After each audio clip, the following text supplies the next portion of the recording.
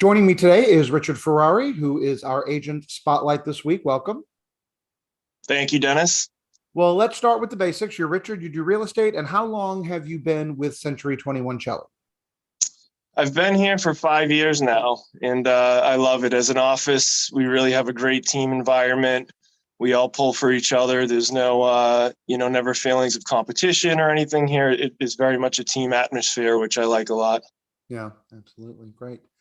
So, today we're not going to really so much focus on, rising interest rates and buyer woes and things like that. We're going to focus on the important questions. So, if you had to choose, which would you pick? A cabin in the mountains or a house by the beach? The important stuff. Good. I was sick of all the other stuff, Dennis. So um, this is actually kind of an easy one for me. I love, don't get me wrong, I love the mountains. I love the backdrop they create anytime you're around them. Just that whole feeling, that whole vibe. But I'm definitely going with the beach house. Yeah. And this is not because I'm like Mr. Sunbather. I wear SPF 1 million when I'm on the beach, but it's really just about the ocean. Being that close to the ocean, it's always, it has a magical feeling, and can't get enough of it. So I'm going with beach house. Yeah. All right. So what would you say is the strangest thing in your refrigerator right now?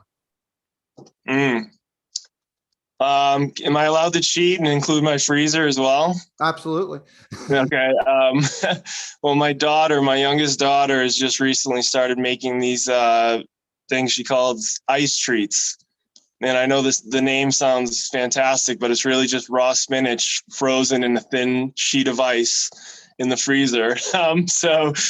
But she munches them down, and anything to get her to eat greens, we're all about. So I did have a talk with her that might have to change the name, bit of false advertising there with the whole treats part of it. But but yeah, that's something that's pretty strange that you would find right now in my freezer if you went to my house. Interesting.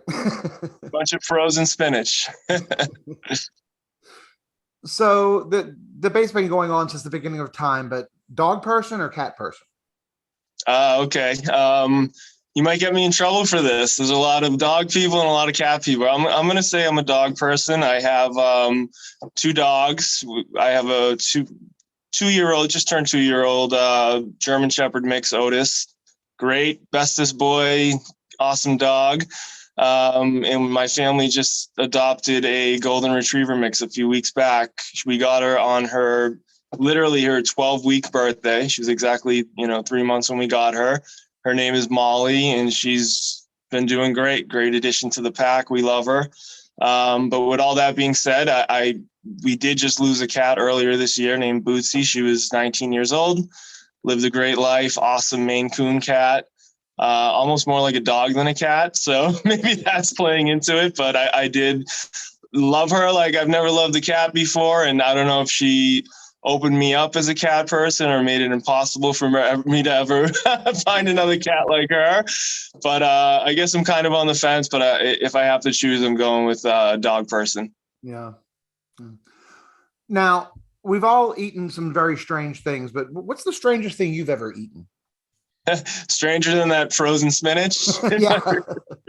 Let me think about this. I think this is a story I actually tell my kids, and I'm still not sure if they completely believe me. But when I was younger, I think I was about 10 years old.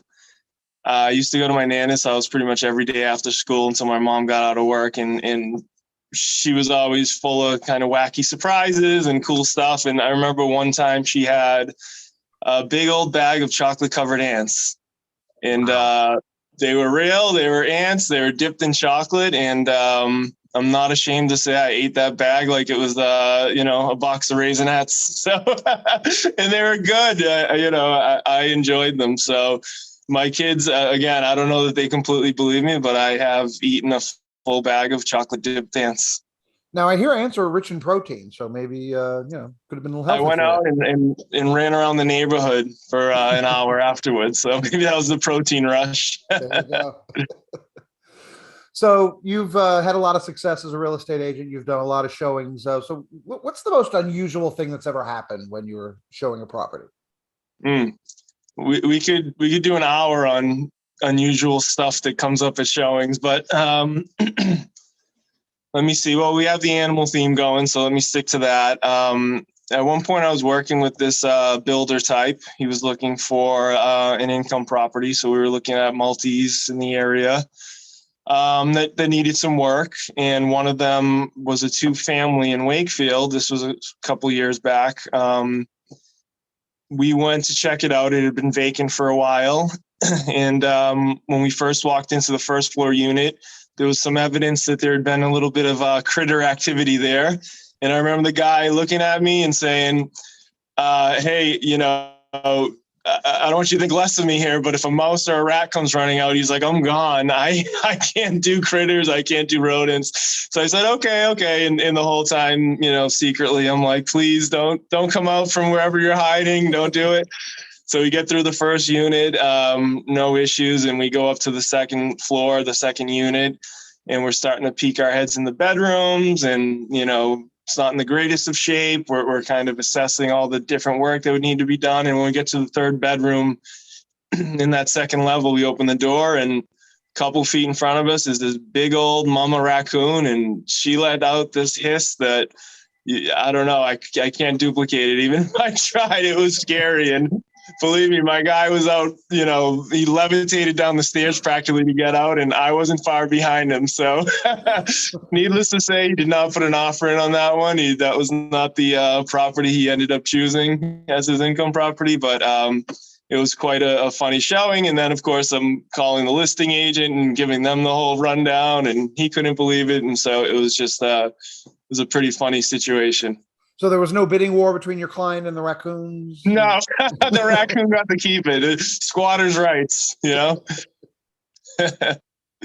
great. Well, Richard Ferrari, we appreciate you taking the time to chat with us today, and keep doing what you're doing. Our agent spotlight for Century 21 Celli this week for Richard Ferrari. Thanks, Dennis. Bye, everyone.